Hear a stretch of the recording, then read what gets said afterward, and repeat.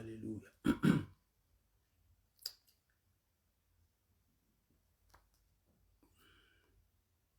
Merci, merci Jésus. Merci, merci Jésus.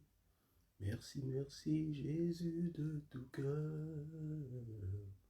Oui, merci, merci Jésus. Merci, merci Jésus. Merci, merci Jésus de tout cœur. Gloire à ton nom Jésus. Gloire à ton nom Jésus. Gloire à ton nom Jésus de tout cœur. Oui, oui. Oui, gloire à ton nom Jésus. Gloire à ton nom Jésus. Gloire à ton nom Jésus de tout cœur. Oui, nous te louons Jésus. Nous te louons Jésus. Nous te louons Jésus de tout cœur. Yeah, yeah. Oui, nous te louons Jésus. Nous te louons Jésus. Nous te louons Jésus de tout cœur. Oui, alléluia. Alléluia Jésus. Alléluia Jésus. Alléluia Jésus de tout cœur. Yeah, yeah. Oh, alléluia Jésus. Alléluia Jésus. Alléluia Jésus de tout cœur. Oui, nous t'exaltons Jésus.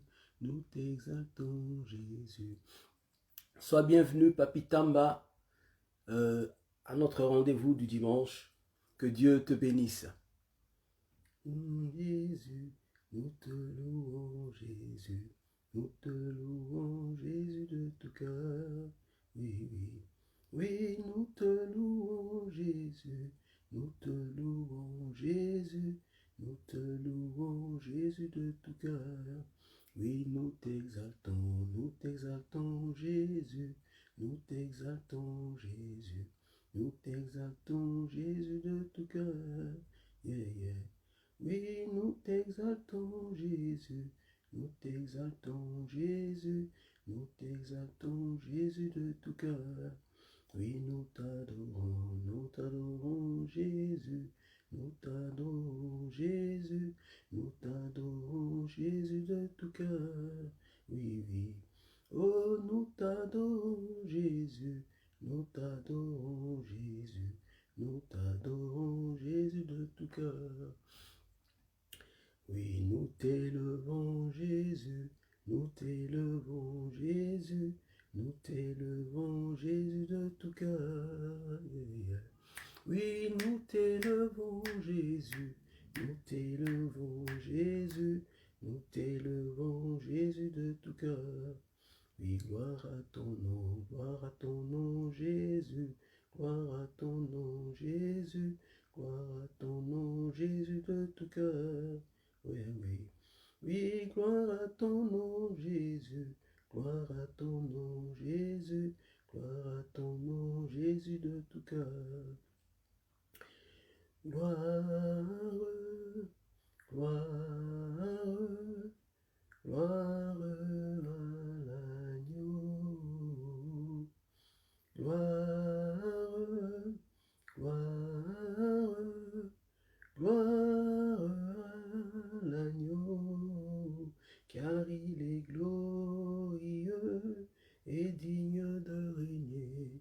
L'agneau est souverain. Oui, nous élevons nos voix pour l'adorer. L'agneau est souverain. Oui, chantons gloire, gloire. Oui, gloire, gloire à l'agneau. Gloire, gloire, gloire à l'agneau, car il est glorieux et digne de régner. L'agneau est souverain. Oui, nous élevons nos voix pour l'adorer.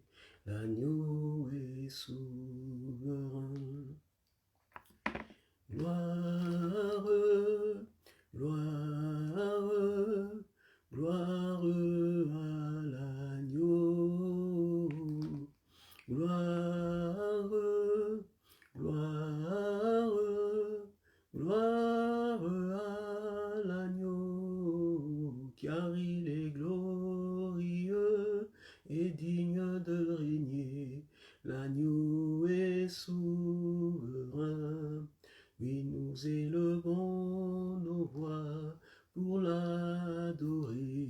L'agneau est souverain. Amen, amen. Bonjour encore une fois, mon bien-aimé Papi Tamba, que Dieu te bénisse.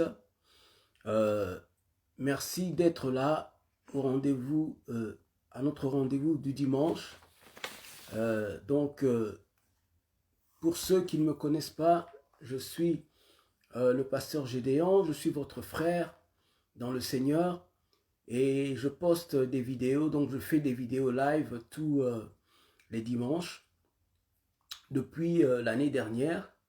Et donc, je partage donc mes vidéos sur ce compte Facebook, sur 3 comptes Facebook, Évangile éternel, Évangile du royaume éternel, et sur ce compte Facebook, et un autre compte Facebook, et aussi sur une page Facebook, qui est Évangile du royaume éternel aussi, et vous pouvez accéder cette page Facebook juste en écrivant sur Google et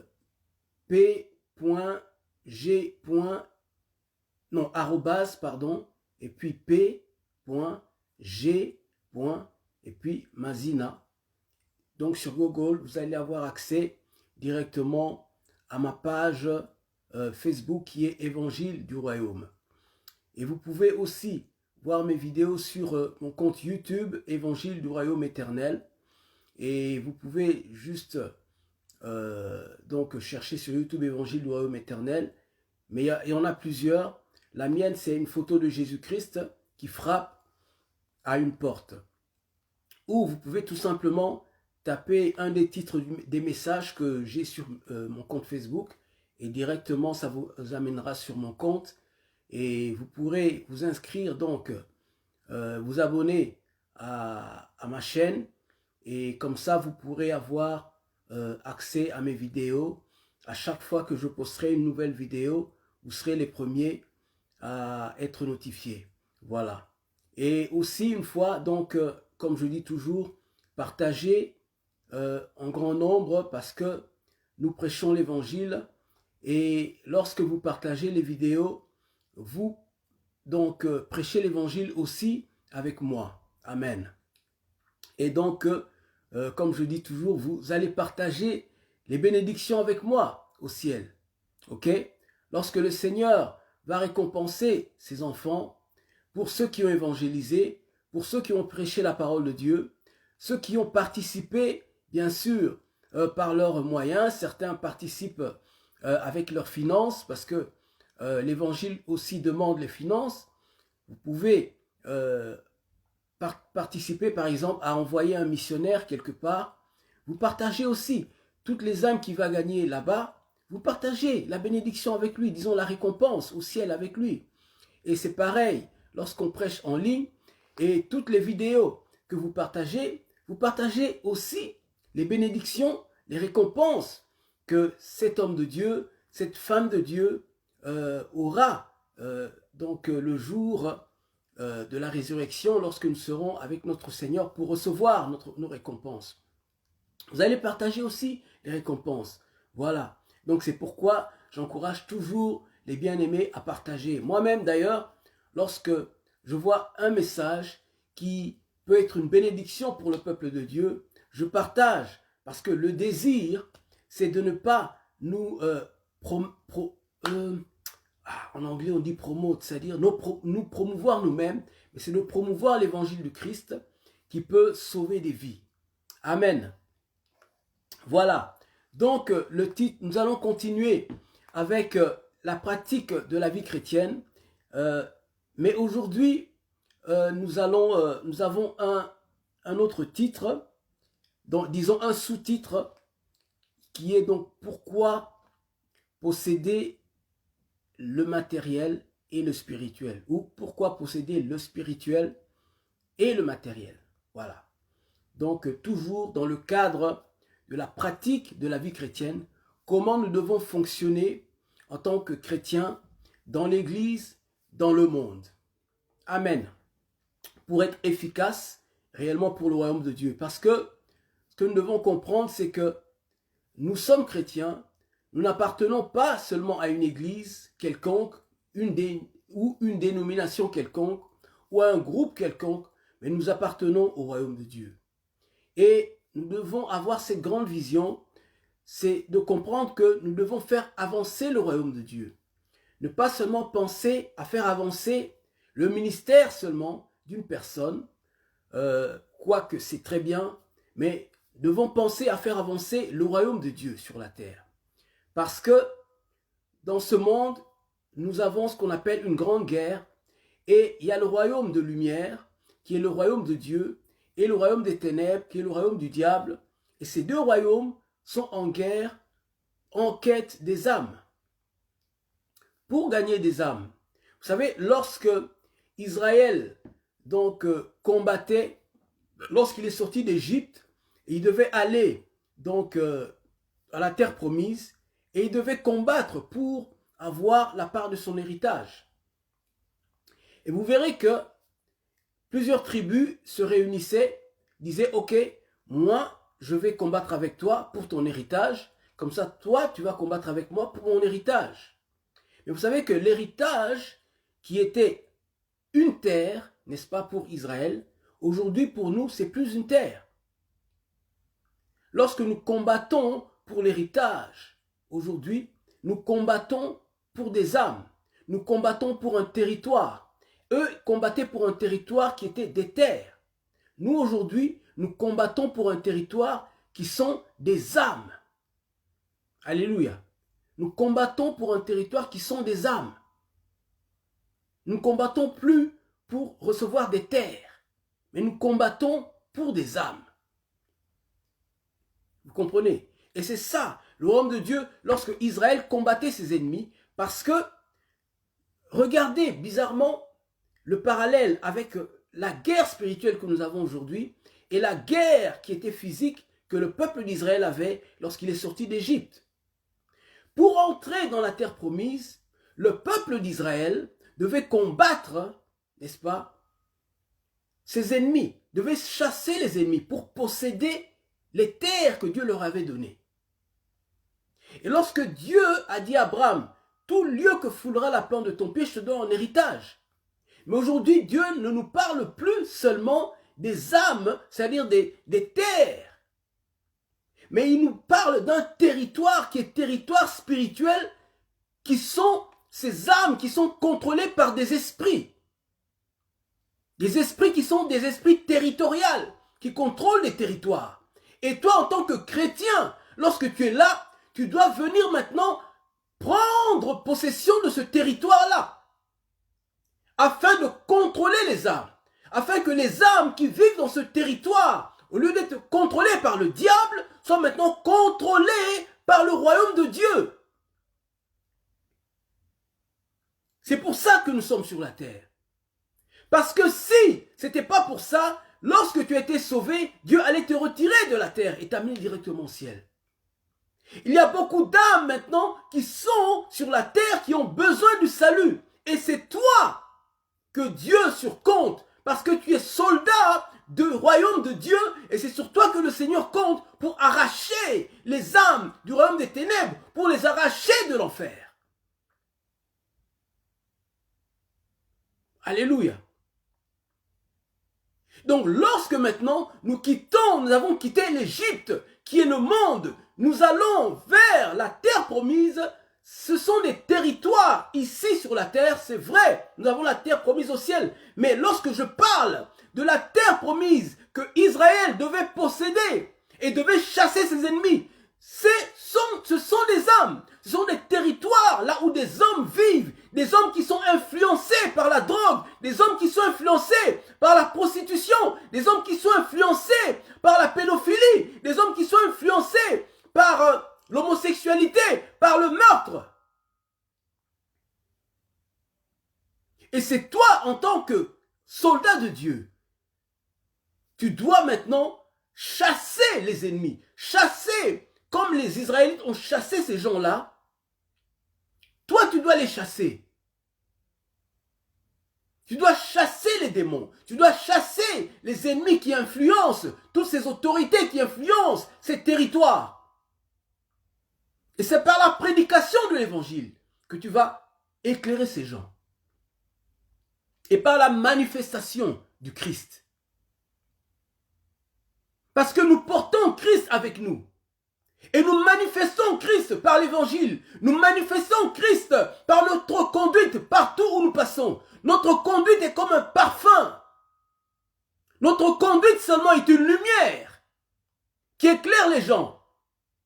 Et les gens vont regarder et vont se dire, pourquoi nous nous comportons différemment d'eux? Nous ne vivons pas comme eux. C'est une lumière. Par ta manière de parler, ils doivent voir que tu es différent. C'est une lumière. Ce n'est pas seulement la prédication, mais c'est aussi notre conduite, notre comportement, notre amour. Partout où nous allons, au travail, dans notre entourage, dans notre communauté, nous sommes une lumière.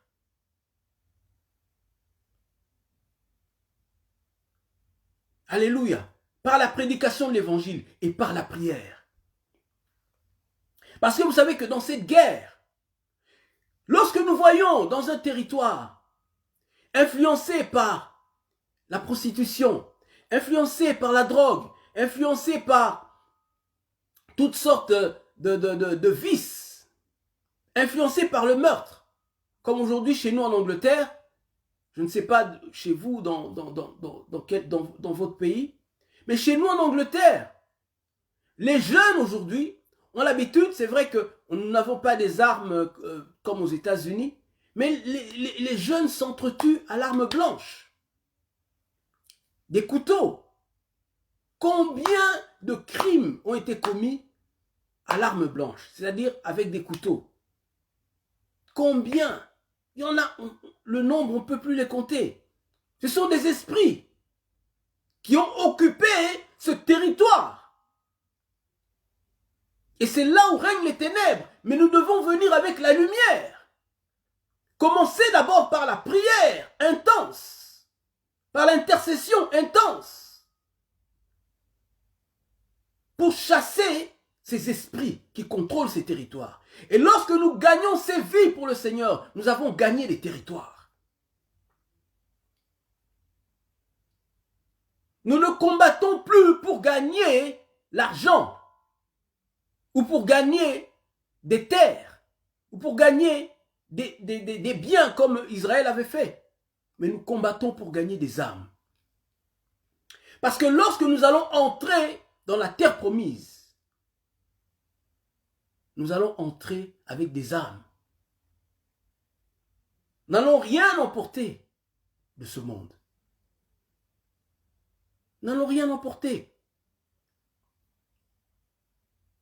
C'est pourquoi nous devons comprendre pourquoi nous sommes ici sur terre et pourquoi nous devons posséder le spirituel avec abondance, c'est-à-dire les dons spirituels, l'onction, tout ce qui est la sagesse, la puissance, tous les dons des guérisons, tous ces dons-là. Je n'ai pas cité tous, mais vous verrez dans 1 Corinthiens, je pense, où on parle des dons spirituels.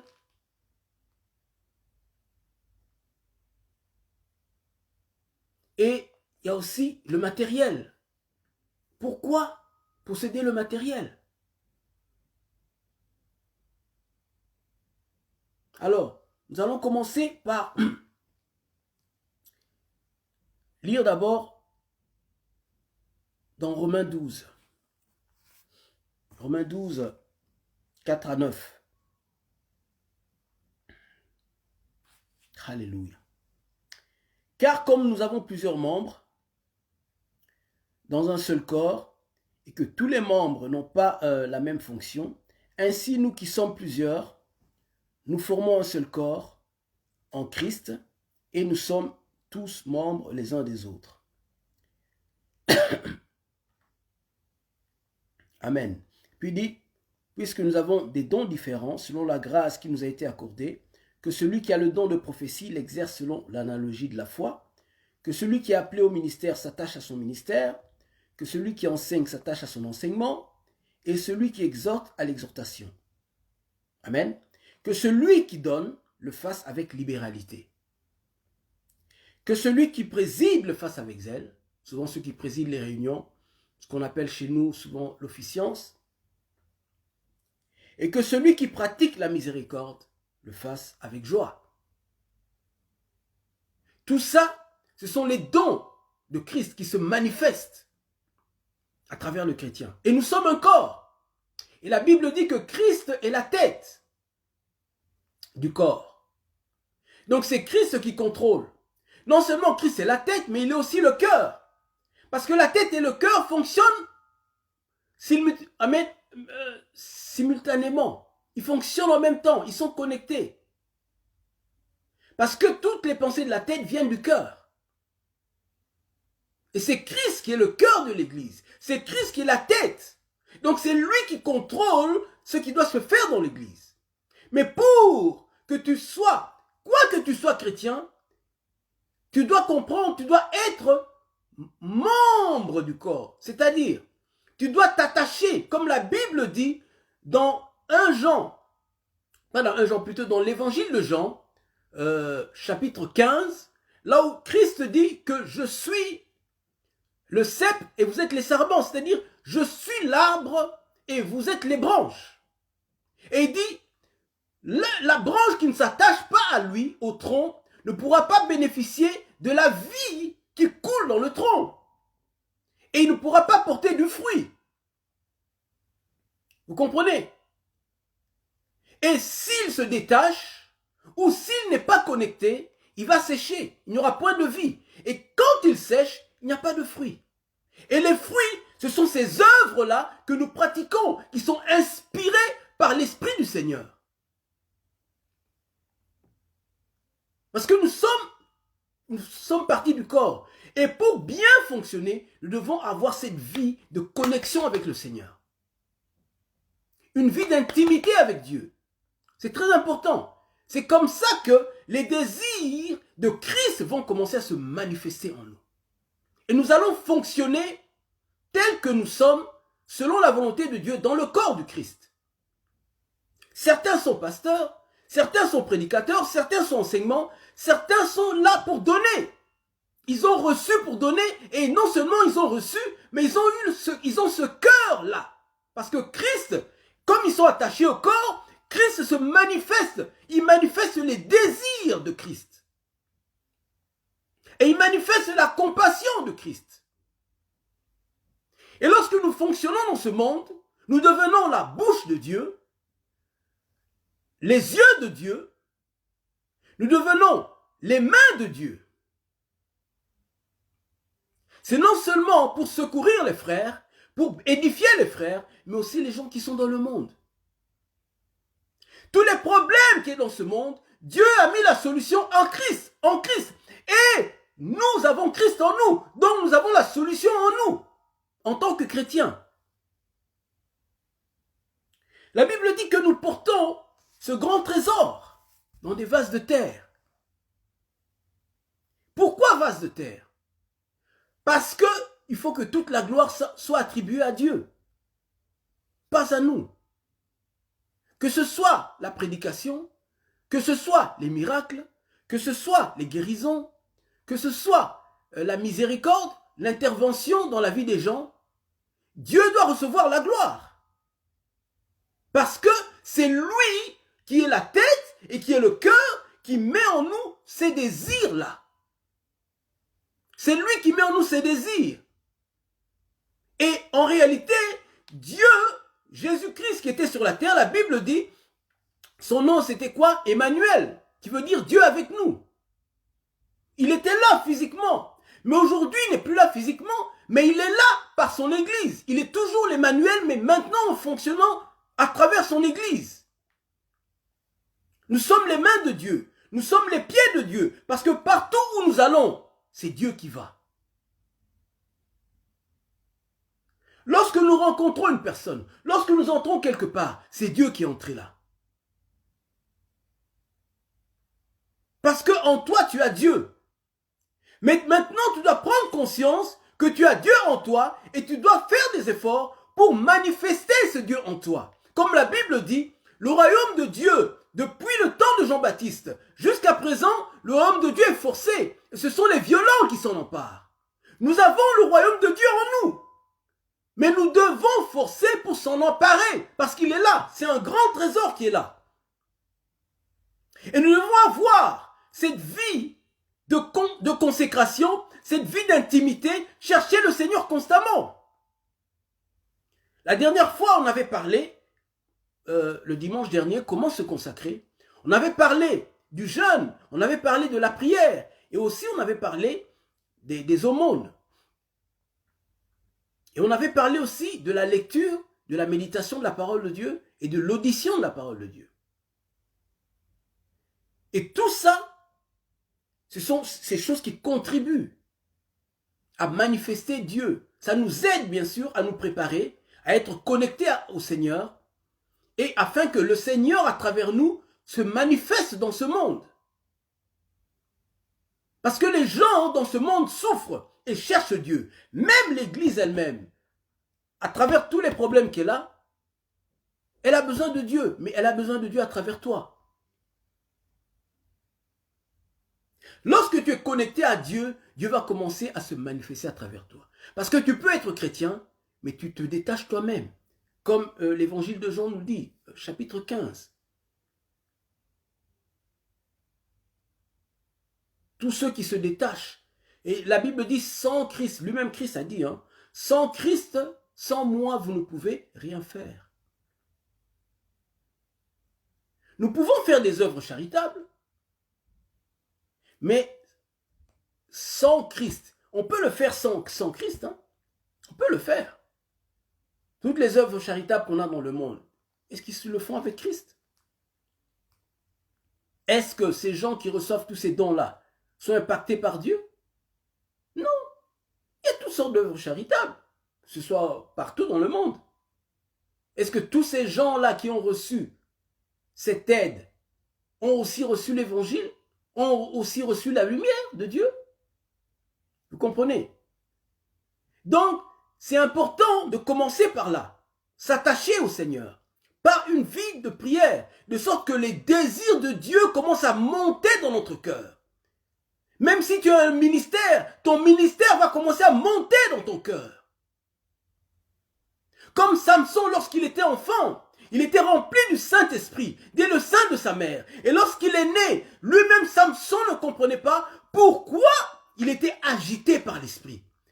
Et l'Esprit le poussait à aller ça et là pour faire des choses. Même pour provoquer les ennemis d'Israël. Parce que Dieu voulait délivrer ou frapper les ennemis d'Israël à travers Samson. Et c'est le Saint-Esprit qui était en lui, qui le poussait, l'Esprit qui l'agitait. Et en tant que chrétien, tu dois être agité par l'Esprit. Ressentir des désirs qui ne sont pas les tiens, mais des désirs pour Dieu, pour faire avancer le royaume de Dieu sur la terre. C'est là le commencement. Avoir une relation intime avec le Seigneur. Parce que dans tout ce que tu vas faire, Dieu doit recevoir la gloire. Sinon, c'est toi qui vas recevoir la gloire. Très important. Dieu doit recevoir la gloire. Toute la gloire doit repartir à Dieu. Et c'est pourquoi la Bible dit que nous portons ce grand trésor dans des vases de terre. Ce vase de terre, c'est ce corps charnel. Ce corps faible. Ce corps de péché. Mais nous avons en nous Christ. Dieu lui-même. Ce trésor extraordinaire, inestimable. En nous. Et comme nous avons Christ en nous, nous avons le royaume de Dieu. Tout avec lui. Et ce grand trésor, la Bible dit, nous le portons dans des vases de terre. Nous allons lire 2 Corinthiens 4, 7.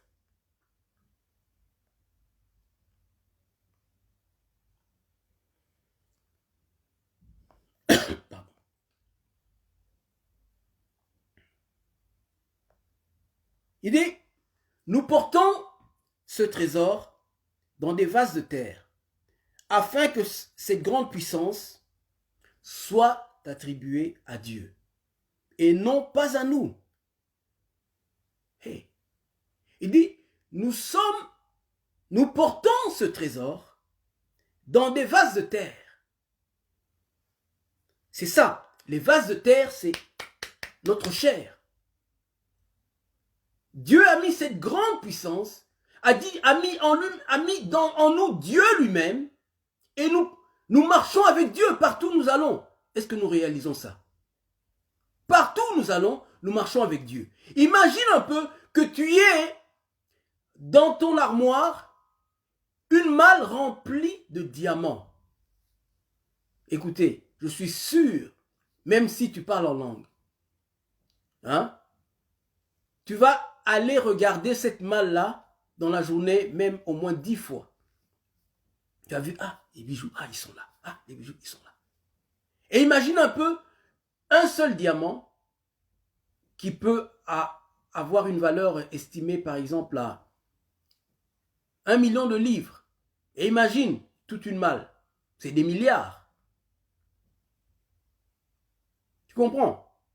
Tu vas faire des tours au moins 10 fois dans la journée pour regarder les diamants. Parce que tu es conscient de ce que tu as. Alléluia. Oh, Jesus. Et nous avons plus que ça.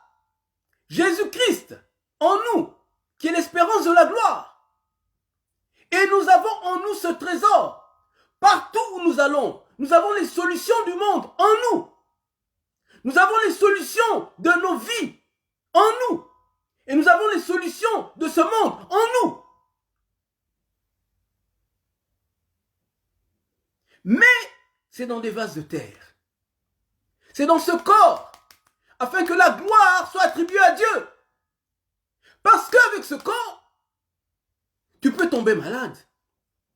Tu as ce grand trésor, mais à travers toi, des malades guérissent. Mais toi-même, tu peux ne pas guérir d'une certaine maladie. Mais à travers toi, Dieu guérit, fait des miracles. Est-ce que vous savez que il y a beaucoup de gens, je ne veux pas exagérer, mais par exemple, la célèbre évangéliste, Kathryn Kuhlman, je pense qu'elle est morte d'un cancer. Elle est morte d'un cancer. Et lorsque Oral Roberts est allé prier pour elle, elle a refusé. Elle n'a pas voulu la guérison parce qu'elle voulait bien sûr partir et aller rencontrer son Seigneur. Alléluia. Elle est morte d'un cancer. Mais combien de centaines ou je dirais des milliers ont été guéris à travers son ministère? Mais elle-même, elle ne s'est pas guérie elle-même. Elle avait besoin, of course, ça pouvait se passer bien sûr, mais elle avait besoin d'une autre personne pour prier pour elle. Vous comprenez? C'est un vase de terre. Donc il peut aussi tomber malade, quoique nous sommes chrétiens, quoique nous avons la vie en nous, et l'Esprit de Dieu donne la vie à notre corps mortel. Même au point où que la maladie ne touche pas notre corps. Mais Dieu peut permettre une situation pour des raisons quelconques, telles que Kathryn Kuhlman, même l'apôtre Paul. Ce qu'on appelle écharpe dans la chair.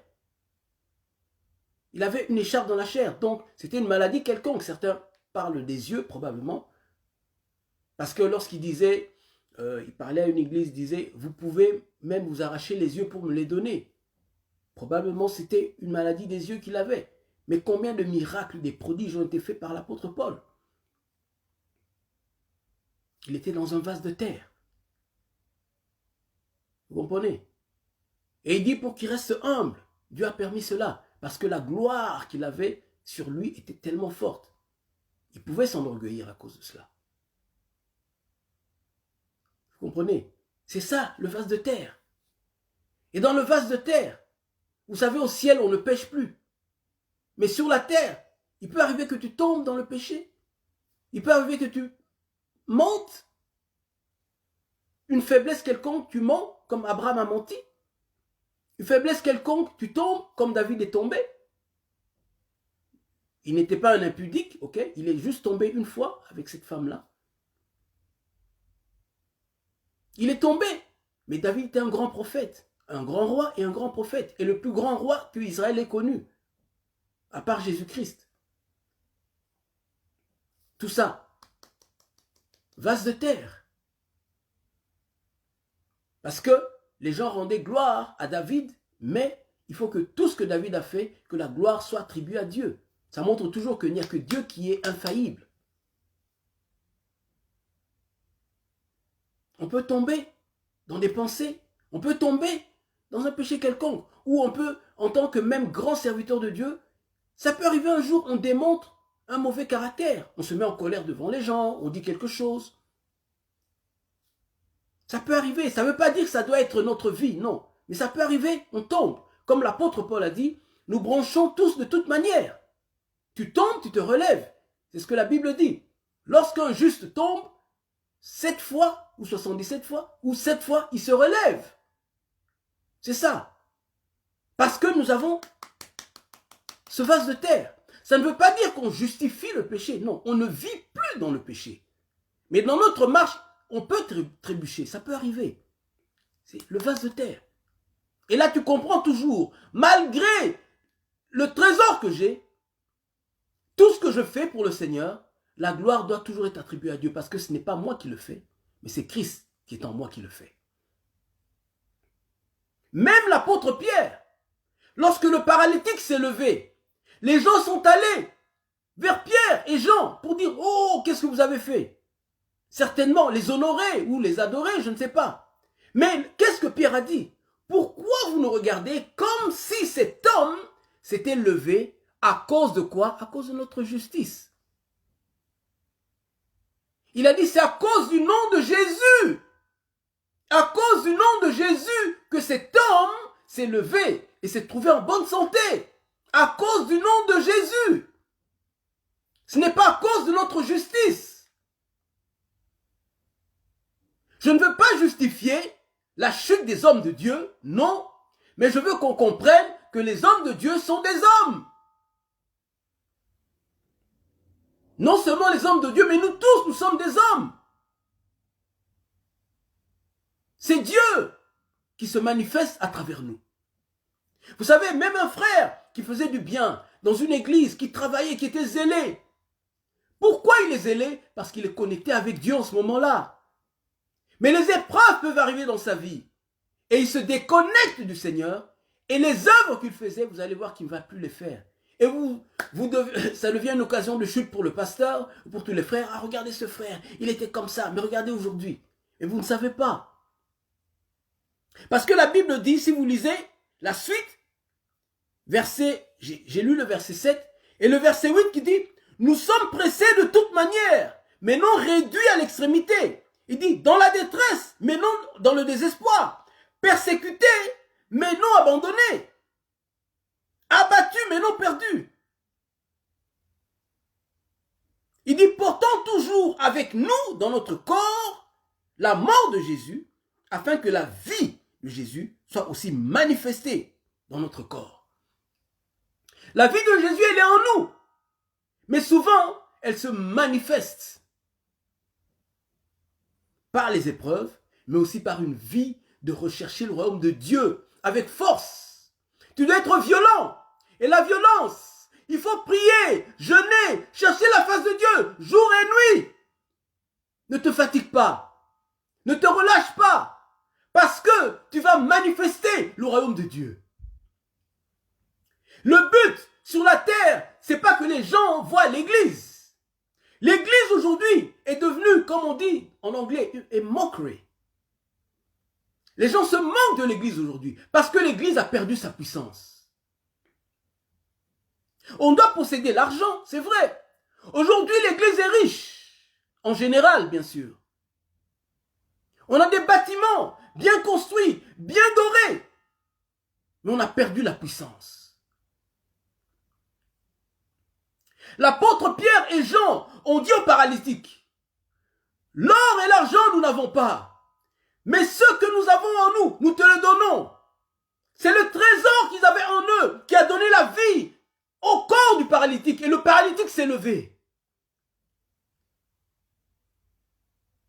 Donc la première chose, c'est que nous devons faire, c'est rechercher le royaume de Dieu et sa justice. Être violent, comme la Bible dit. Le royaume de Dieu est forcé. Le royaume de Dieu est forcé, et ce sont les violents. Seuls ceux qui ont compris la valeur de ce qu'ils ont en eux vont chercher Christ. La Bible dit que le marchand qui cherchait de belles perles, lorsqu'il a trouvé une perle de grand prix, il a vendu tout ce qu'il avait. Vends le temps qui t'appartient. Les 24 heures que Dieu t'a données, vends-le pour ce trésor. Comment tu vas vendre le temps? Tu as un temps pour dormir. Tu divises ce temps pour dormir parce que tu veux passer aussi un temps avec Dieu. Tu dors moins. Il y a un temps pour manger. Mais tu refuses de manger. Il y a des jours où tu refuses de manger parce que tu veux donner ce temps-là pour la prière, chercher la face de Dieu. Tu sais ça, tu vends ton estomac. Tu vends ton argent, tes possessions, en donnant aux bien-aimés, à ceux qui n'en ont pas. Parce que tu recherches ce grand trésor. Tu as compris. Tu recherches la présence de Dieu constamment, sans relâche. Ne te fatigue pas. Tu dis, ça fait déjà un mois que je... Continue. Ça fait déjà une année. Que ce soit ta vie. Que ce soit ta vie. Afin que Christ soit manifesté à travers toi. Et que dans ton territoire, tu puisses commencer à combattre et à gagner les territoires. Parce que les territoires, tu vas les gagner seulement avec Christ. Tu ne pourras pas gagner les territoires sans Christ. La Bible dit, sans lui, on ne peut rien faire. Comment?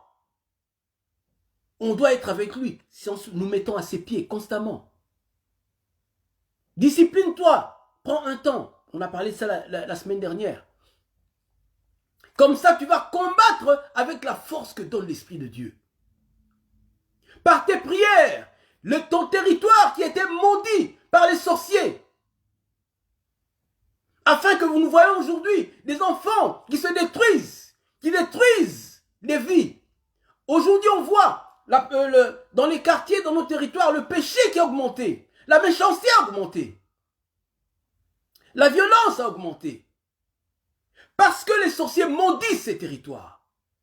Ils dédient ces territoires à des démons. Et parfois, ce sont eux-mêmes les autorités qui dirigent ces territoires, les autorités physiques, qui sont contrôlées par des autorités spirituelles. Ce territoire, Dieu veut que tu gagnes ce territoire. Tu es sorti de l'Égypte pour entrer et gagner ce territoire. Lorsque la plante de ton pied entre dans ce territoire, il t'appartient déjà.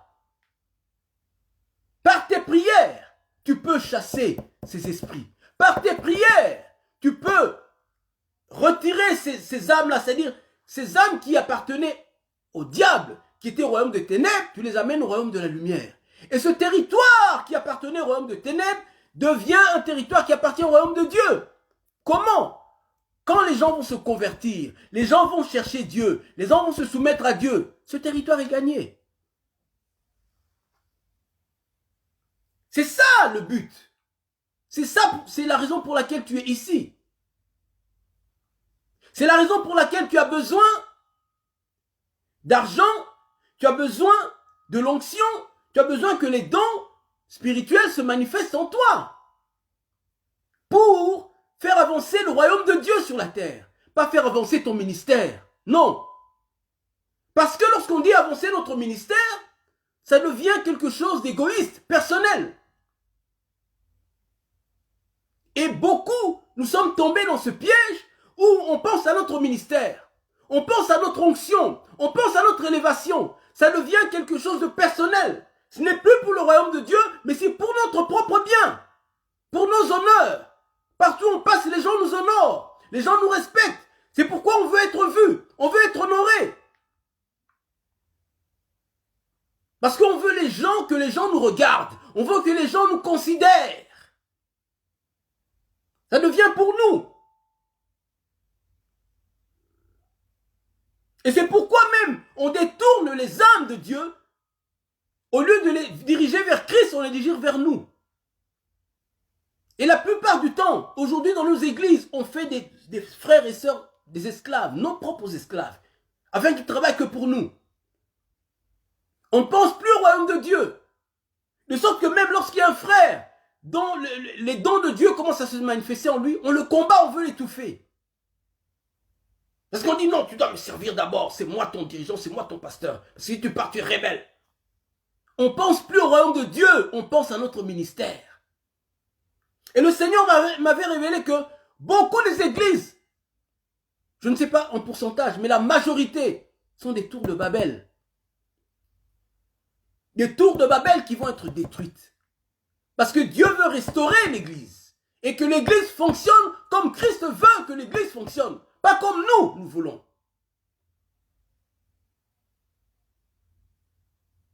Et c'est pourquoi, que ce soit pasteur, que ce soit frère ou sœur simple de l'église, tu dois t'attacher à Christ pour fonctionner comme Christ, pour faire avancer le royaume de Dieu. Parce que souvent même, vous savez, on voit des frères, moi j'ai vu ça. Tel pasteur parle mal de votre pasteur, toute l'église, vous n'aimez plus cette église-là. Toute l'église, vous êtes ennemis des frères qui vont prier dans cette église-là. Est-ce que ça c'est l'évangile? Hein? Dites-moi, raisonnons nous-mêmes. Est-ce que ça c'est l'évangile? Lorsqu'un frère est parti de l'église, toute cette église sont en haine contre ce frère-là. Parle du mal de ce frère-là. Oh, il est maudit. Mais s'il est en Christ, il est maudit comment? Parce que Dieu vous a dit que pour qu'un chrétien entre au ciel, il doit être seulement chez vous. Il est vrai qu'il y a des personnes, il y a des endroits où Dieu nous a assignés. Il peut dire, ok, toi tu vas rester là pour ta croissance spirituelle, pour ton évolution. Oui. Mais ce n'est pas tout le monde. Il y a des gens qui peuvent recevoir un peu ici, puis te dire, ok, c'est le temps de partir pour recevoir ailleurs. Ou, moi je veux te conduire afin que tu fasses ce que tu veux que je fasse. Et nous, pasteurs, on veut les bloquer, les empêcher de partir, parce qu'on pense faire l'œuvre de Dieu. Non, on ne fait pas l'œuvre de Dieu. On fait notre propre œuvre à nous. C'est notre ministère, ce n'est plus le royaume de Dieu. Nous devons changer de mentalité, changer de vision, voir la grande vision de Dieu. Voir le royaume de Dieu contre le royaume des ténèbres. Parce qu'aujourd'hui, c'est telle église contre telle église. Tel pasteur contre tel pasteur. Et l'ennemi se frotte les mains, il se moque de nous. Il se moque de nous. Et le monde même ne veut même pas venir parce qu'il regarde tel pasteur se dispute avec tel pasteur ne parle pas avec tel pasteur,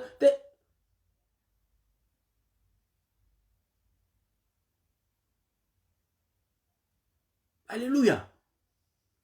Nous devons nous repentir devant le Seigneur. Ne recherchons pas notre propre gloire, mais recherchons la gloire de Dieu. Parce que tout ce que Dieu nous a donné, que ce soit spirituel ou matériel, c'est pour que la gloire lui revienne, à lui.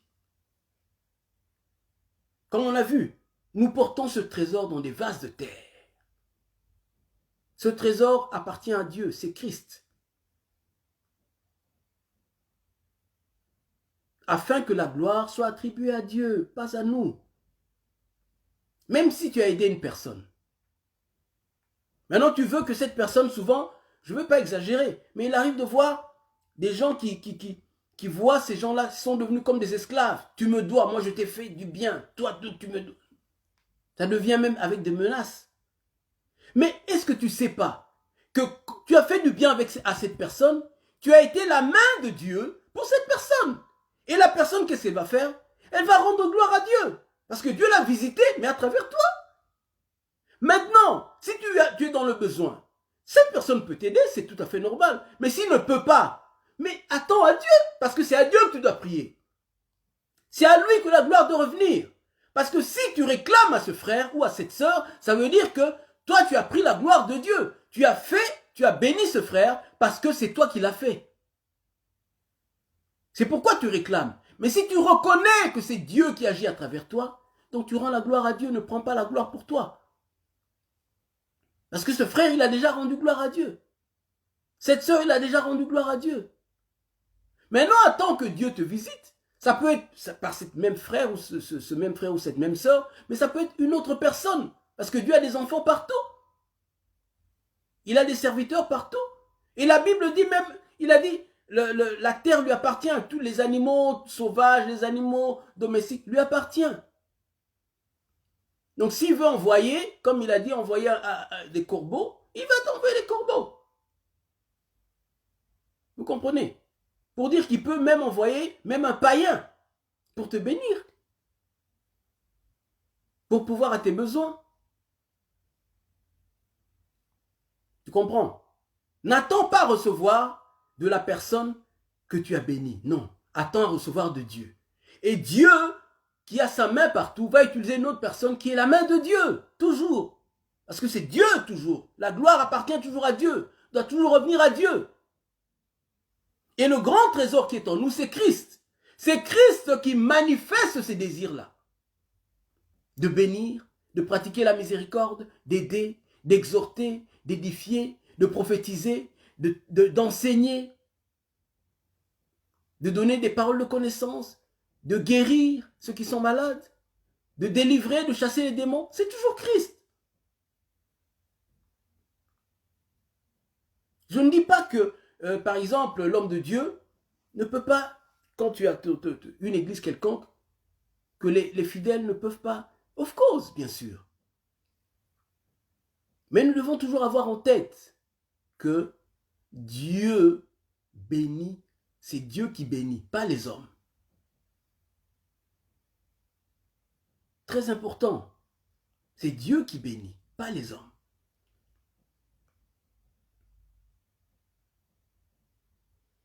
Alors, et vous verrez ça dans 2 Corinthiens 9, par exemple. 2 Corinthiens 9, verset 11.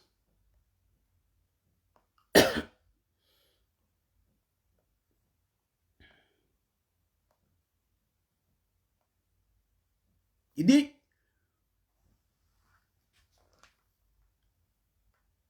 dit, vous serez de la sorte enrichis à tous égards pour toute espèce de libéralité qui par notre moyen feront offrir à Dieu des actions de grâce. Ok? Là, Paul parle de la collecte qu'il faisait à travers l'Asie. Il envoyait des gens dans différentes églises parce qu'il devait collecter de l'argent pour aider certaines églises qui étaient dans le besoin. Et il dit que, comme c'est eux qui faisaient cette œuvre, et il dit que par nous, donc après avoir collecté ces libéralités, il dit par nous, ça fera offrir à Dieu des actions de grâce. C'est quoi? Ce sont ces gens, lorsqu'ils vont recevoir ces biens matériels, ils vont rendre gloire à Dieu.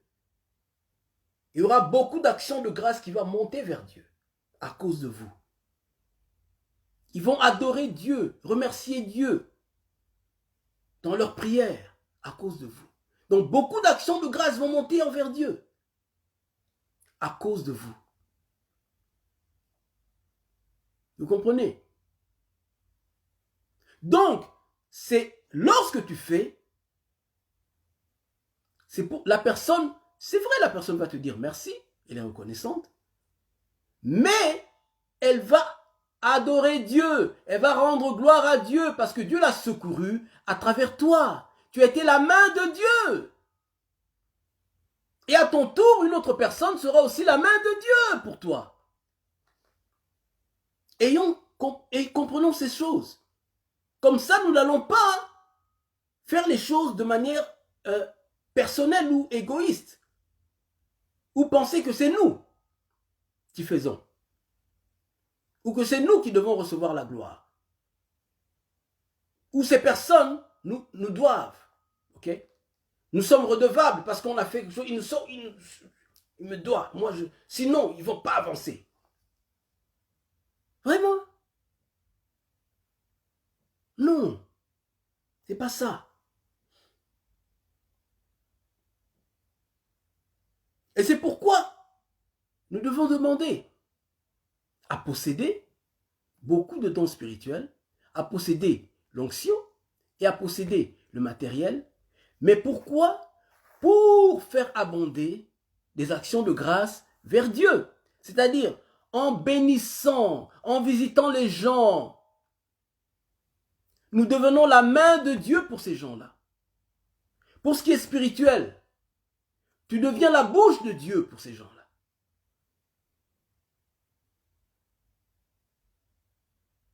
Quand tu donnes un message prophétique, quand tu donnes une parole de sagesse, quand tu donnes une exhortation, tu deviens la bouche de Dieu pour ces gens-là. Et tu amènes la consolation dans les cœurs des gens. Que ce soit à travers les dons spirituels ou à travers les biens matériels. Tu amènes la consolation et la joie dans la vie des gens. Tu es la main de Dieu pour ces gens-là. Quand tu vas rendre visite aux gens qui souffrent ou qui sont dans le besoin, tu es les pieds de Dieu pour ces gens-là. Parce que là où tu entres, c'est Dieu qui entre. Et ces gens-là vont rendre gloire à Dieu. À cause de toi. Mais c'est Christ qui est en toi, ce trésor qui est en toi, qui se manifeste de différentes manières. Comme on l'a dit, toujours afin que la gloire de Dieu, la gloire soit rendue à Dieu, parce que nous sommes dans des vases de terre. Pourquoi? Parce que nos vases de terre, avec notre propre nature, on ne peut pas faire ces choses-là. Non. L'homme naturellement est égoïste. On ne pourra pas faire ces œuvres que Christ nous demande de faire si ce n'est pas Christ qui met en nous ces désirs-là. Naturellement, l'homme se réjouit de la chute de l'autre. Et azui,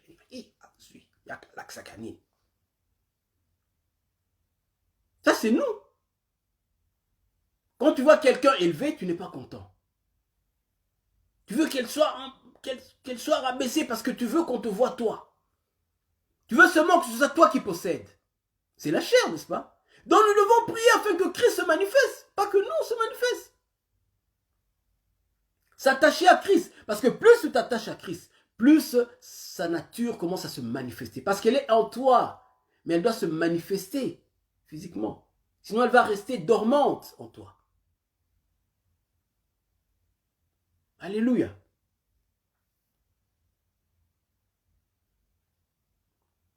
Et vous savez, nous demandons les dons spirituels, nous demandons les biens matériels aujourd'hui, mais lorsque nous regardons, généralement, comme j'ai dit tout à l'heure, c'est pour nos propres intérêts en fait. Nous recherchons l'onction pour nos propres intérêts, pour l'avancement de notre ministère, pour qu'on soit honoré. Nous cherchons des biens matériels juste pour les plaisirs de la vie. On veut avoir une grande maison, mais pas pour aider ceux qui n'ont pas d'endroit pour dormir. C'est juste pour nous, pour que les gens nous voient.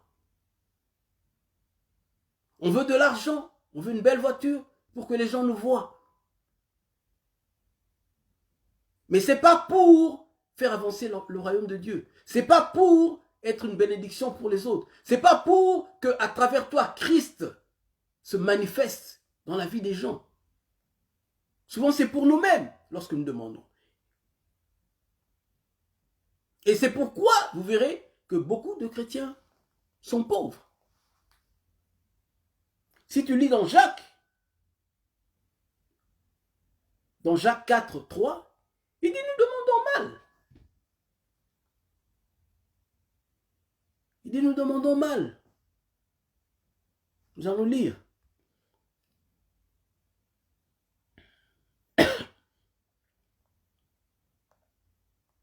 Jacques 4, c'est 3.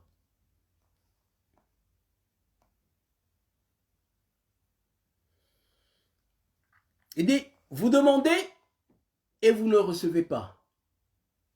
Parce que vous demandez mal. C'est quoi le problème, demander mal? Est-ce qu'on demande, est-ce qu'il y a une formule quelconque dans la prière que nous ne faisons pas? Une formule quelconque peut-être dans notre manière de demander? Non, ce n'est pas la formule. Le problème, c'est l'intention. C'est l'intention que Dieu regarde. L'intention. Lorsque tu demandes, Dieu regarde l'intention. Pourquoi tu veux cette chose? Dieu regarde l'intention. Il dit, vous demandez et vous ne recevez pas parce que vous demandez mal, dans le but de satisfaire quoi? Vos passions. Hey, il parle de passion, c'est-à-dire les mauvais désirs, satisfaire les mauvais désirs. Posséder des voitures, des maisons pour que les gens nous voient, c'est des mauvais désirs. Posséder de l'argent pour qu'on commence à s'habiller bizarrement, n'est-ce pas? Que tout le monde nous voit. En général, les femmes, c'est des mauvais désirs. Parfois, tu veux cette robe de grand prix, de grande marque, mais cette robe, parfois, elle a une ouverture de là jusqu'à la taille. Et on voit toutes tes jambes ou tes cuisses. Mais parce que ça coûte cher, parce que c'est un grand nom, tu veux cette robe ou cette jupe. C'est des mauvais désirs. C'est des mauvais désirs. Tu veux posséder de l'argent. C'est vrai, tu veux donner, mais tu veux que les gens t'acclament. Lorsque tu donnes, tu veux que les gens t'acclament, qu'on te reconnaisse. C'est plus qu'on rende gloire à Dieu, mais il faut partout qu'on t'acclame. C'est des mauvais désirs. C'est des mauvais désirs. Et aujourd'hui, le message de la prospérité a détourné les gens de Dieu vers nous-mêmes. L'église qui au début fonctionnait comme un bloc, fonctionne séparément. Chacun est égoïste. Il cherche sa propre vie. Il cherche ses propres intérêts. On ne cherche plus les intérêts de Christ, du royaume de Dieu. Chacun cherche ses propres intérêts. Il veut vivre sa vie, en fait. C'est ça. On ne veut plus porter la croix, mais on veut vivre notre vie. Nous satisfaire. On veut posséder pour juste nous satisfaire, c'est tout. C'est pas que Dieu ne peut pas nous satisfaire, bien sûr. Mais il veut que tu te rappelles que tu es un ministre de Dieu. Que tu es un ministre de Dieu. Ou une ministre, je ne sais pas, pour les femmes. Et que tu es ambassadeur. Et tu amènes le royaume de Dieu sur la terre. Tu es la main de Dieu sur la terre. Tu es les pieds de Dieu. La bouche de Dieu.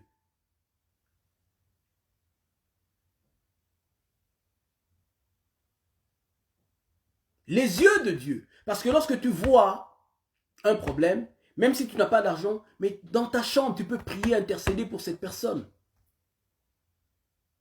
Afin que Dieu intervienne dans la vie de ces personnes. Et parfois, dans nos prières, on ne prie que pour nos problèmes. Ça ne veut pas dire qu'on ne peut pas prier pour nos problèmes. Mais ta prière que Dieu t'a donnée, la puissance de la prière que Dieu t'a donnée, ce n'est pas seulement pour toi. Ce n'est pas pour avoir des voitures et des maisons. Non, c'est pour déstabiliser des forteresses. Déstabiliser des royaumes de ténèbres établis sur terre, qui se manifestent dans ce que nous voyons dans le monde aujourd'hui. La prostitution, la débauche, les crimes, les meurtres, les mariages qui se brisent. C'est les œuvres du diable.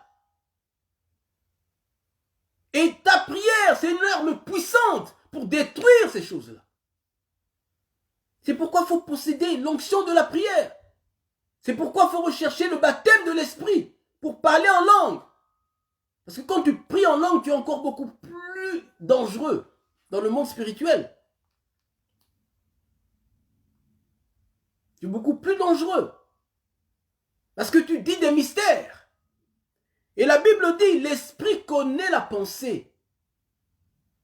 Dieu connaît la pensée de l'esprit parce que l'esprit intercède en faveur des saints. Et non seulement en faveur des saints, mais en faveur de ce monde. Parce que Dieu aime le monde. Il a tant aimé le monde qu'il a donné son Fils unique, afin que quiconque croit en lui ne périsse point, mais qu'il ait la vie éternelle. Dieu ne veut pas voir des âmes aller en enfer. Combien d'âmes vont en enfer par jour?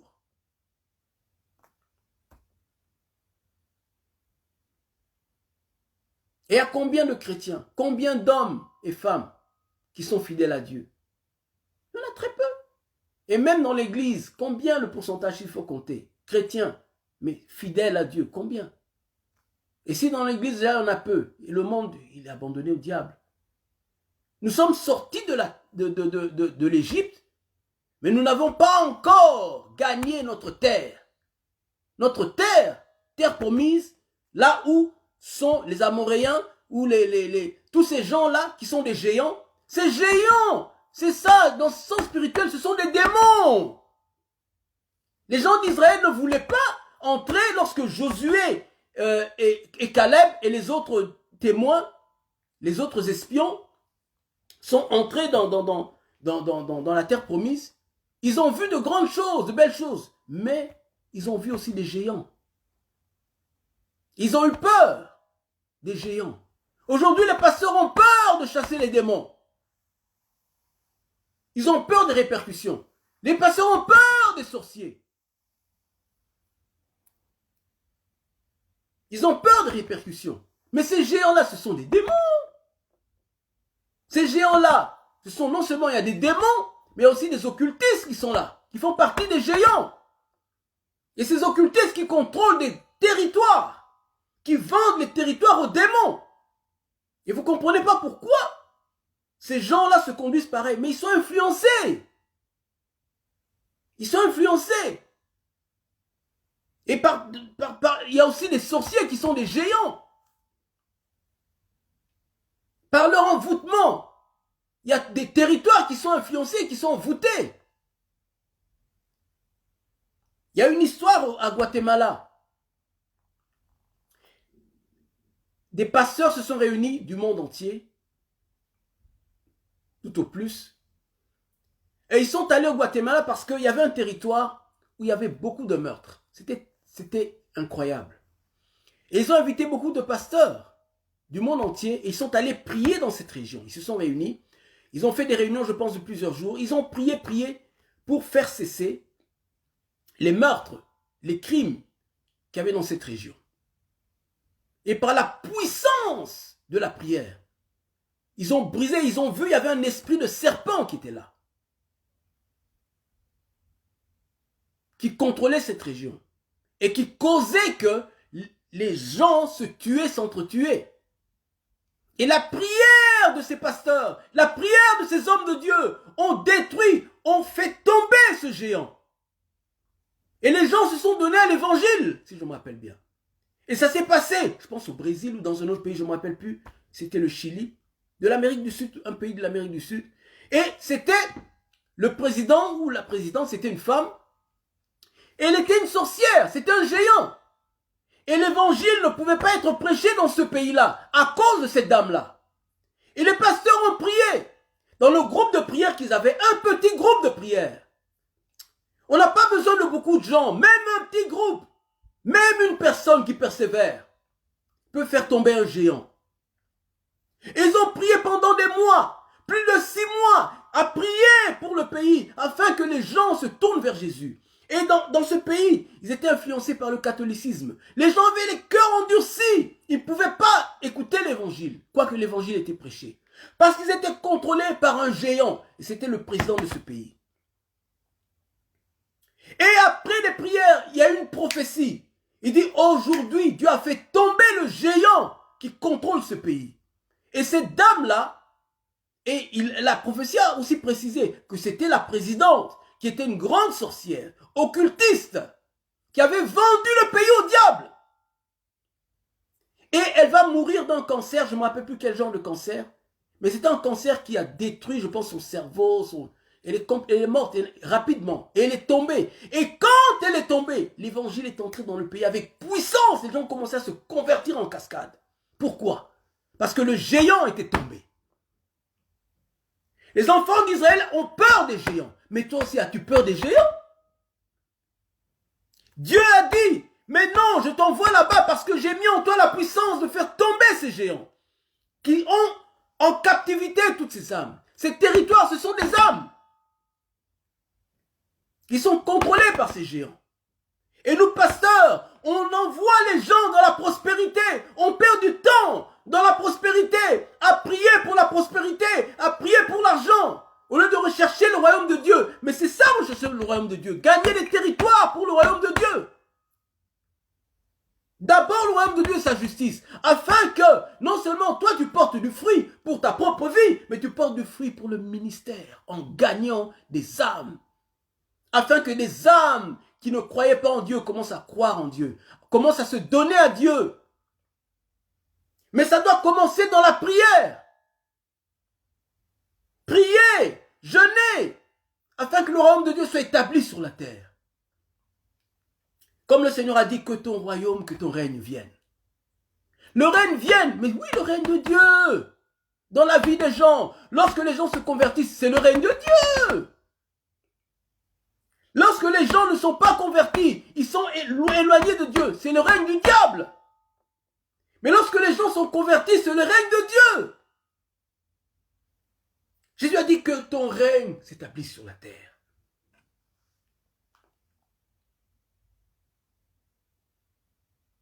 Mais il a dit d'abord que ton nom soit sanctifié. Tu sanctifies le nom de Dieu lorsque toi, tu pries, tu restes dans la présence de Dieu constamment. Ta vie est changée. Ta vie, la vie de Christ est démontrée à travers toi. Tu sanctifies le nom de Dieu par ta vie. Lorsque tu sanctifies le nom de Dieu, c'est alors que tu peux dire que ton règne vienne. Parce que tu vas manifester les désirs de Christ. Tu vas manifester la puissance de Christ. Et à travers toi, des gens, des vies seront changées. Des vies seront transformées. C'est les fruits que tu vas porter.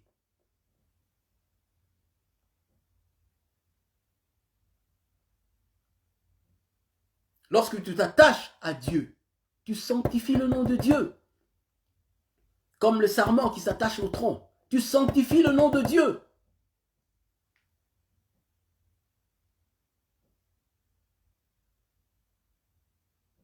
Tu dois t'attacher au Seigneur. Lorsque tu vis ta vie pour toi-même, tu ne sanctifies pas le nom de Dieu. Lorsque tu vis pour Christ, d'abord t'attacher à lui. C'est ça, tu sanctifies le nom de Dieu. Alléluia. Et nous voyons, comment on appelle, aujourd'hui dans l'église, il y a beaucoup de Simon le magicien. Dans Actes des Apôtres, chapitre 8, 18 à 23, il y a beaucoup de Simon le magicien. Lorsque les apôtres ont prié pour les gens, Simon, qui était magicien, s'est converti. Entre guillemets, oui, il s'est converti. Mais lorsqu'il a vu que lorsque Pierre imposait les mains aux gens, et qui recevait le don, le baptême du Saint-Esprit, il a donné l'argent à Pierre, donne-moi aussi ce don afin que lorsque j'impose les mains, les gens vont recevoir le don. Premièrement, le ministère ne se reçoit pas en donnant de l'argent. Il y a beaucoup de gens qui vont donner de l'argent à des pasteurs parce qu'ils veulent que ce pasteur vienne prier pour lui. Pierre l'a fait gratuitement. Il faut qu'on le donne l'argent. Hein, ils ont même ce qu'on appelle, chez nous en anglais, bon, je pense que c'est aussi en français, hein, on dit cachet. Mon cachet, c'est 500 000. Et tu veux recevoir ce pasteur-là parce que tu veux qu'il vienne confirmer ton ministère. Dieu confirme ton ministère, pas quelqu'un, pas un homme, pas un pasteur. Tu donnes de l'argent afin que lui vienne confirmer ton ministère. Et lorsqu'il va prier pour toi, ton ministère va avancer. Tu donnes de l'argent. Non. C'est gratuit. C'est gratuit. Et toi-même, tu dois chercher Dieu. La personne va t'enseigner, t'influencer, mais c'est gratuit. Ça ne veut pas dire que tu ne peux pas le bénir, mais ça ne doit pas être une condition. Le problème, c'est qu'on en a fait une condition. Et deux, lui-même, il dit, Dieu maintenant regarde aux intentions. À ses intentions, parce que lorsqu'il voulait recevoir le don, c'était quoi le but? C'était pas pour édifier l'église, non. C'était pour il aurait ce don-là, il allait maintenant marchander ce don. Prier pour les gens, on lui paye de l'argent. 500 livres pour cette prière, 500 livres pour telle prière. J'ai vu des pasteurs comme ça. Ça existe ici même à Londres. Et je sais que ça existe dans le monde. 500 livres pour ceux qui veulent, pour que ton frère vienne, reçoive le visa par exemple de Kinshasa en Europe. La prière c'est 500 livres. Pour les gens qui veulent la guérison, la prière c'est 300 livres. Pour les gens qui ont besoin de papier, parce que chez nous en Europe, souvent il y a ce problème de papier, la prière c'est 250 livres. Pour ceux qui veulent se marier, la prière c'est 800 livres. Là je donne des prix comme ça, mais c'est des choses vraies. C'est des Simon le magicien. Il reçoit la grâce de Dieu, il reçoit l'onction de Dieu pour ses propres intérêts. Pas pour les intérêts de Christ. D'autres, lorsqu'il reçoit ça, il sait que, ok, je vais m'enrichir. Maintenant, comme il a de l'influence, il y a beaucoup de gens qui l'écoutent, il y a beaucoup de gens qui le suivent, il vous impose de l'argent. Vous devez donner ceci, vous devez donner cela, et vous êtes, vous donnez parce que vous voyez comment l'onction se manifeste dans sa vie. Bien aimé, c'est gratuit. Si tu veux donner pour l'œuvre de Dieu, tu le fais volontairement, c'est Christ qui te pousse. C'est gratuit. Et il y a même des gens qui font à cause de leur influence, qui disent, le Seigneur m'a révélé que tu dois me donner ta voiture. Le Seigneur m'a révélé que ta maison, là, tu dois me donner. Le Seigneur m'a révélé que tu dois me donner 500 livres. Mais à moi-même, le Seigneur ne m'a pas dit. Il a dit seulement à toi. Parce que nous tous, nous avons le trésor. Donc c'est le trésor qui se manifeste. Si je dois donner, comme le Seigneur a montré, c'est le Seigneur qui touche mon cœur afin que je donne. Si je m'attache, on ne dit pas qu'on ne doit pas enseigner, mais on ne doit pas imposer aux gens. Montrer le chemin aux gens, que c'est ça que tu dois faire. Et lorsque le chemin, la personne s'attache à Dieu, il va commencer à manifester les désirs. Of course, bien sûr, je veux dire, il y a aussi comment on appelle, l'obéissance, c'est que la parole est écrite. On doit faire ceci, on doit donner ceci. C'est l'obéissance, parce qu'on doit faire l'aumône, on doit faire du bien. On obéit à la parole, parce que Jésus s'attend qu'on fasse cela. Mais quelqu'un ne doit pas nous poursuivre, nous imposer. Et parfois, j'ai vu même dans des églises, il y a des gens qui vont emprunter, qui vont s'endetter, parce que cette église doit produire beaucoup d'argent. On donne un montant, des gens qui ont des grands ministères. J'ai vu dans un ministère, je ne dis pas le nom, et je connais des personnes qui ont quitté cette église parce que, étant dirigeant même de l'église, il a quitté. Parce qu'on lui a imposé un montant. Par exemple, il a des fidèles, on lui dit, ok, ton église, tu dois donner 30 000 pour ceci, de tel pasteur, de notre leader. Tu dois donner. Il regarde 30 000, ça va sortir où? Ça viendra d'où? Ces gens-là ont des petits boulots qui leur payent je ne sais pas combien par mois. Certains ont moins de 1000 livres par mois et vous me demandez 30 000 pour moi, pour ce ministère. Et ils le font. Vous voyez, on doit cotiser pour ça, pour l'œuvre de Dieu ici. Allez, notre église, on doit donner. Et les gens vont même emprunter. C'est pas comme ça.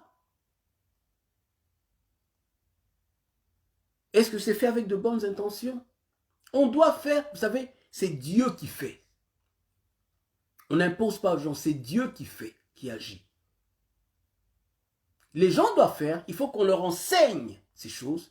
Supporter les ministères, oui, mais ne pas imposer aux gens. Tu dois donner autant, tu dois faire ceci. Et il y a des leaders qui ont quitté ces ministères parce que, à cause de ce système-là, ça c'est pas un système établi par Dieu. Tout se fait de bon cœur. Tu le donnes avec bon cœur. On ne t'impose pas. Amen. Il y a beaucoup de Simon le magicien qui reçoivent les dons de Dieu, qui reçoivent les dons des miracles pour se faire un grand nom, pour se faire une renommée. C'est Simon le magicien, c'est l'esprit de Simon le magicien. Et je me rappelle, lorsqu'on était jeunes, on nous parlait souvent de l'onction. Et c'était quelque chose de très désirable. Mais je reconnais, même d'ailleurs quand j'étais là, je pense que j'avais reconnu à un moment donné. Mais c'était une chose très désirable, l'onction. Pourquoi recevoir l'onction? C'est pour l'édification du corps de Christ.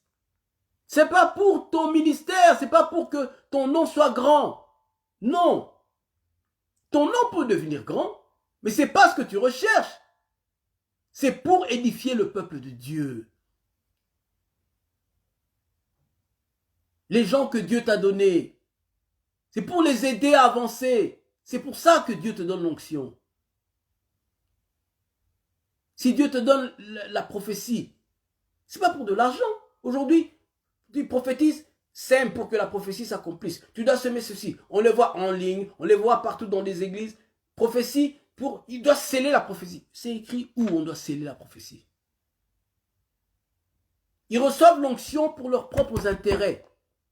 C'est plus pour l'avancement de l'évangile. C'est plus pour l'avancement du royaume de Dieu. Nous devons changer, mes bien-aimés. Nous devons nous repentir. Que ce soit les pasteurs, que ce soit nous les simples fidèles. Nous avons tous reçu de Dieu. Mais pourquoi nous cherchons à posséder les gifts, les dons spirituels ou bien les biens matériels? Pour nous-mêmes, comme l'a dit Jacques, ou pour l'avancement du royaume de Dieu? Ça, c'est la question que nous devons nous poser. Regardons comment nous avons marché jusqu'à maintenant. Comment avons-nous marché? Comment avons-nous utilisé ce que Dieu a mis dans notre main? Ce qui est spirituel et ce qui est matériel. Comment nous avons fonctionné dans le corps du Christ? Alléluia. Nous terminons là. Nous terminons là. Amen. Que Dieu nous aide. Nous devons nous repentir. Parce que le monde doit voir la gloire de Dieu à travers nous. Amen.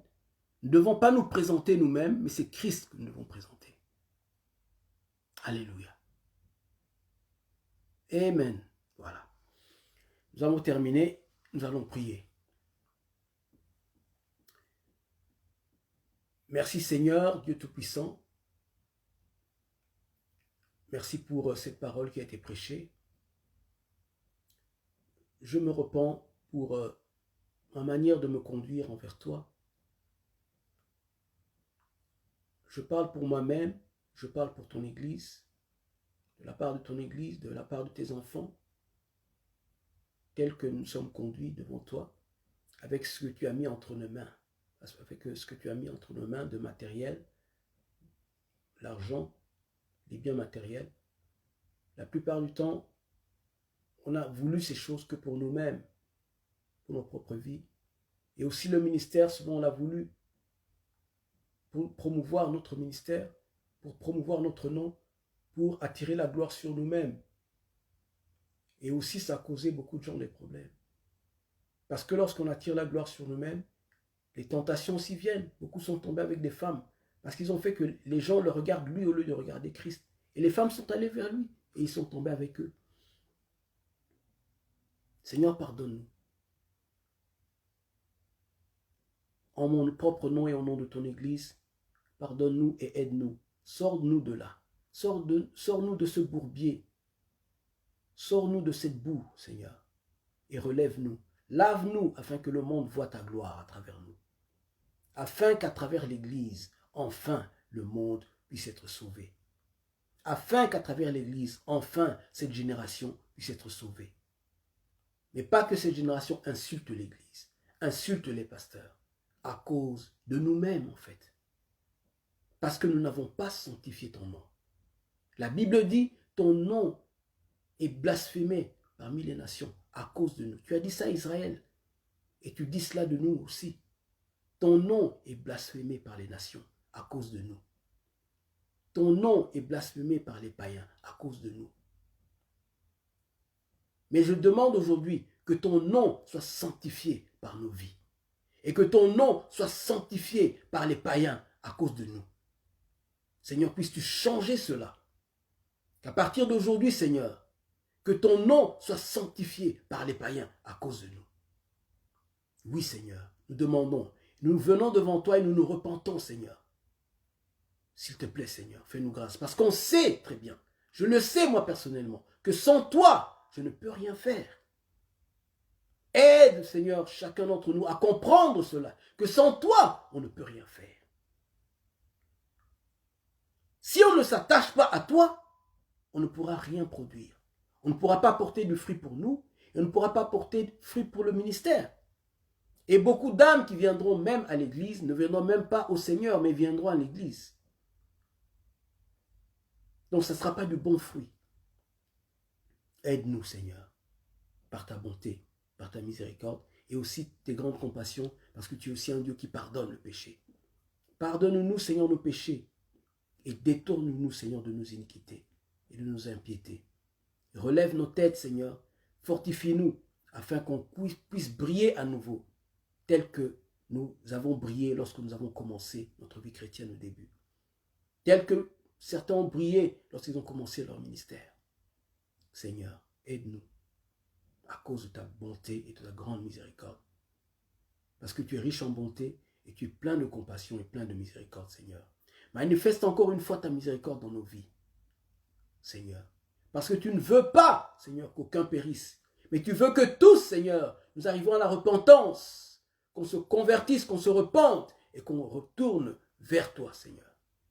Qu'on se détourne de nos idoles, qui sont le matériel pour la plupart d'entre nous, et qu'on s'attache de nouveau à toi. Qu'on se détourne de notre égoïsme, qu'on se détourne de nos intérêts personnels, qu'on commence, Seigneur, à rechercher les intérêts de Christ. Seigneur, manifeste-toi à travers nous. Fais cette œuvre dans nos cœurs, dans nos vies. Mais pour commencer, remplis-nous de ce désir de te chercher constamment, de chercher ta face. Comme tu as dit dans ta parole, le royaume des cieux est forcé. Jusqu'à présent, ce sont les violents qui s'en emparent. Rends-nous violents, Seigneur. Et relève nos têtes, afin qu'à travers nous, ce monde soit béni. Qu'à beaucoup soient bénis, ce monde soit sauvé et se tourne vers toi. Au nom de Jésus-Christ, Père éternel, nous avons ainsi prié.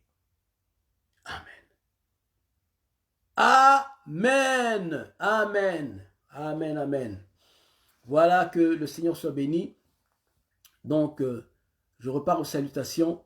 Comme j'avais dit au début, les salutations, je les ferai au début et à la fin. Je ne les ferai plus pendant la prédication. Donc, pour les bien-aimés qui ont regardé tout à l'heure, quand j'avais déjà commencé, je n'ai pas salué parce que le Saint-Esprit ne me permet plus de le faire. Donc, je salue toutes les personnes qui ont regardé, le pasteur Jean Bosco, je salue mon frère Jean-Marie, Malenga Chiamu, je salue ma petite sœur Mami Ndudi, que Dieu te bénisse. Je salue aussi ma petite sœur Maman Tide, que Dieu te bénisse. Oui, Seigneur, que le Seigneur te bénisse, bénisse aussi les enfants. Ça fait longtemps qu'on ne s'est pas vu, mais Dieu nous fera grâce, on se verra. Parce que nous sommes dans la même ville, nous habitons à Londres. Que Dieu nous fasse grâce. Et ma petite sœur Mamie, en ce moment, nous sommes seulement au téléphone, mais par la grâce de Dieu, on se reverra encore tête à tête. Amen. Et mon frère Jean-Marie, on s'est vu, c'est vrai, à Paris l'année dernière. Et Dieu fera grâce qu'on puisse se revoir. Et donc, tous les autres bien-aimés, que Dieu vous bénisse. Ceux dont je n'ai pas vu les noms, que Dieu vous bénisse également. Et je vous salue et je vous dis aussi au revoir. Et que la grâce du Seigneur soit avec vous. Et son esprit vous protège, vous garde partout où vous allez. Et que ce message vous fasse du bien. Surtout, continuez à partager le message et aussi réécouter le message, n'est-ce pas? N'écoutez pas seulement une fois, mais réécoutez. Moi-même, je l'ai fait dans ma vie chrétienne. J'enregistrais les messages. À l'époque, il n'y avait pas encore tout ce qu'on a aujourd'hui, la technologie qu'on a. J'avais une petite cassette où j'amenais à l'église et j'enregistrais lorsque le pasteur prêchait. Et lorsque j'allais chez moi, je réécoutais jusqu'à ce que le message fasse partie de ma vie. Alléluia. Agissez comme ça et vous allez grandir dans le Seigneur, vous allez grandir dans la parole de Dieu. Amen. Encore une fois, au revoir. Merci d'avoir été avec moi en ligne. Vraiment, que le Seigneur vous bénisse et vous fasse du bien. Au revoir. Bye bye.